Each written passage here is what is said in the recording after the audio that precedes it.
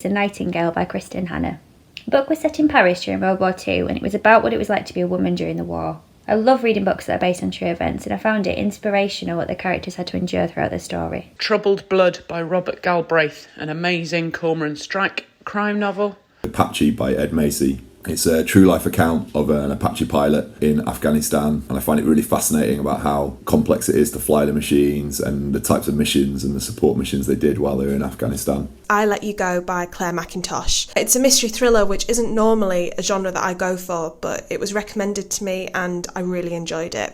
I particularly liked that the plot was full of twists and turns throughout, not just at the end, so it left you guessing all the way. And the author Clare Mackintosh used to be a police officer, so she understands what she's writing about, which makes you believe that what happens in the story could actually happen in real life. Sapiens, A Brief History of Humankind. It is a fascinating overview of the history of the human species on our planet and its possible future. The Testaments by Margaret Atwood.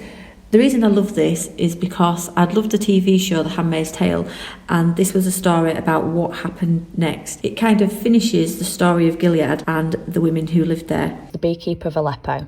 It's emotional, it's eye-opening, and it deals with really similar themes to The Bone Sparrow, which we're currently reading in Year 7 this year. Homegoing by Yaa Gyasi. It's fiction, however it's in the backdrop to the transatlantic slave trade.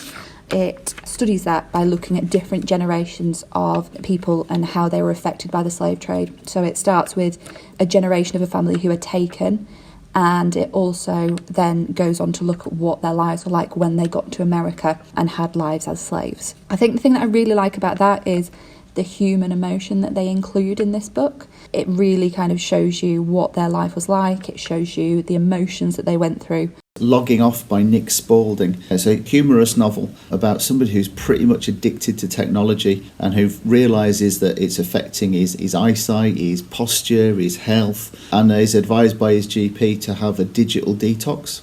And then inadvertently, in the process of him trying to lead a digital life, forms a huge number of followers who all try and join in. Getting off the internet is a really interesting, amusing novel about how to live life in a digital world. Unsheltered by Barbara Kingsolver. It's a beautifully written book, and it's about a family who live in a house that's trying to fall down in America in, I think, about 2016, so not many years ago.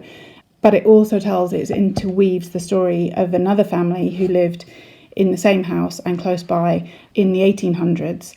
And both of these families are living through times of real kind of social upheaval and change. And I really like how the stories are woven together. Just really enjoyed it. She's a writer who I think is great. His Dark Materials by Philip Pullman, which was recommended to me by a friend, and so I decided to read it ahead of the BBC adaptation. And although I'm not a fan of fantasy fiction, I really enjoyed it and will probably read the others in the trilogy.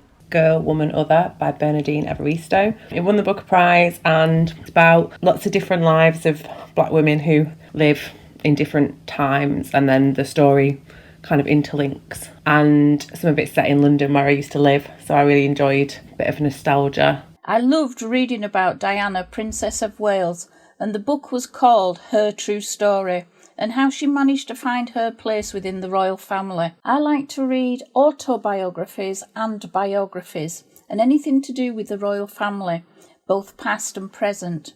I find it fascinating to understand how they lived going back in time compared to how they live now. Brick Lane by Monica Ali. It's a story of a girl called Nazneen who is from Bangladesh but finds herself in an arranged marriage with a man that lives in London, so she moves to London to be with him. There's sort of quite a lot of racial conflict and tension in the area that she moves to, but she sort of becomes unexpectedly strong in the face of that and really sort of finds herself. And I just found it a really fascinating story, seeing things from the perspective of somebody from a totally different culture, totally different country. It was like being able to see modern life in England through her eyes, and I found that really fascinating. Manufacturing.consent, which is all about how the media, television, film, news, newspapers, and of course nowadays the internet,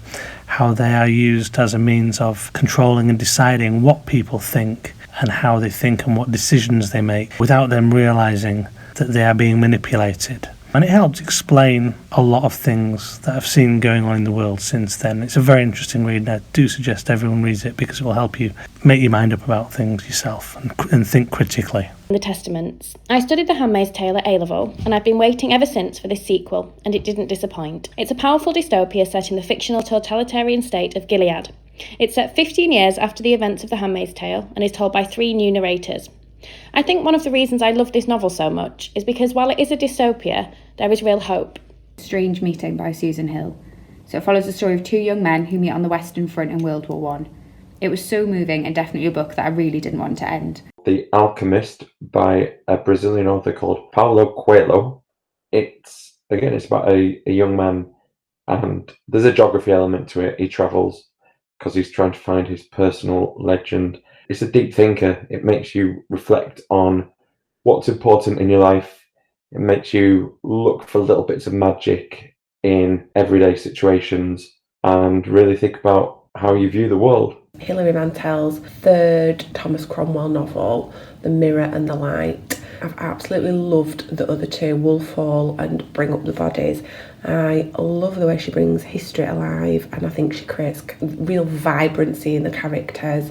I find the complexity of the plot absolutely fascinating as well. The Tiger Woods biography. I'm a huge golf fan, I have a great passion for the game, and I found it incredibly intriguing to learn how Tiger Woods became a champion. The Five, which is about the lives of the 5 women killed by Jack the Ripper. We actually studied Jack the Ripper in Year 8 history, and I wanted to know more about the women and their lives before him. Even though we never really find out who he is for definite, we can at least make sure to find out as much as possible about his victims. The Beekeeper of Aleppo, a really moving story about a Syrian family who were forced to flee their homeland, and it follows their story. Quite a tragic one, but it's beautifully written and I can highly recommend that. Ben Fogle's book, The Accidental Naturalist. It's all about Ben Fogle's life and how, although he hated school and he didn't really do very well at school, that had a huge impact on his life, and he spent years not knowing what to do. And now he's fallen in love with science and biology, and he spends his life making a career out of travelling around the world, finding out about amazing natural places. Biocentrism. And it was a really fascinating look at life and the universe. The traditional view of the universe is that it was created in the Big Bang, and eventually, over billions of years, life happened and then consciousness happened. But biocentrism flips it on its head and has the idea that it's actually life and consciousness that create the universe, the physical universe. And it's a fascinating way of drawing together quantum physics, biology and time, past, present and future, and how all these things interconnect. Can't claim to understand it all, but it was really fascinating. Mr. Vertigo. It's a story of a young boy that learns to fly. I love Paulo because he is really funny. He writes beautifully, but at the same time, his character I've got really interesting inner life, and just look at the world in a very different way. The Little Stranger, which is a Gothic novel written in 2009. I came to this book because I'd actually watched the film, and the film intrigued me, and someone said to me, do you know what, you should read the book because the book is far spookier and the book is far more open-ended and you'll love it. I read the book and I did. It's all about a country doctor and he makes friends with because he is helping with the medical care of an old rich family that live in an old stately home that's crumbling because they can't afford to keep it up. And a load of events start to happen that may or may not be supernatural. And we never really find out, and that's what I like about it. It's left to your imagination as to whether actually there is a ghost in this stately home, whether there's madness in this stately home, or whether some of it's imagined. But it's so beautifully written, and I just love the fact that it leaves it to your imagination to actually work out what actually happens.